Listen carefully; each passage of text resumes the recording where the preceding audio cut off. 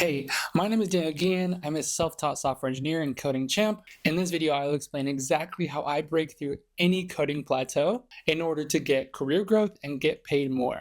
It's only 2 actions, and I'll be breaking those actions down into a 4-step path you can follow. The 2 actions are getting feedback and implementing the feedback. The truth is, you won't get better if you don't code more, and you won't improve fast unless you get feedback. You can still become an amazing developer by coding all the time, but you'll be 10 times farther if you seek feedback. Before I go into the 4 steps, let me explain what a coding plateau looks like. Number 1 is your quality and quantity of work has stayed the same. The tasks you're given and the projects you complete have no noticeable improvement over time. You feel like you're in the same place you were 4 months ago. You're putting in the hours, but the quality just isn't getting better. That leads me to number 2, which is lack of engagement. You're not tracking any progression of your code or of what you learned. You have no enthusiasm to get better. You aren't seeking out feedback, and you're repeating the same mistakes. That's where the 4-step process comes in that implements the 2 actions we talked about earlier.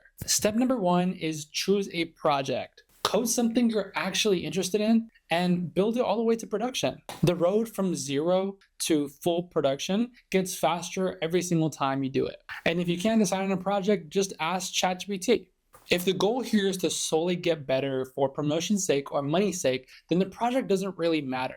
You're not building the next Facebook, you're wanting to become this 10x developer that can provide this massive amount of value. So write code, get it reviewed, implement the feedback, repeat. Step 2 is choose a goal and stick with it. I personally like to set out 4 hours dedicated to writing code and implementing feedback. You can set a deadline for a project, or you can do a daily commitment like me. The goal gives you a direction and something you can strive for. Step 3 is join a community and actually implement feedback. If feedback saves you months of time and it is the guaranteed way you learn and grow, then why not do more of it? It's also super easy to get another developer because every developer can provide some sort of value and can review code. It's just a matter of putting yourself out there and actually implementing the feedback. If a junior developer comes to you and says your code isn't readable, they can't understand even a little bit of it, then maybe you have a readability issue.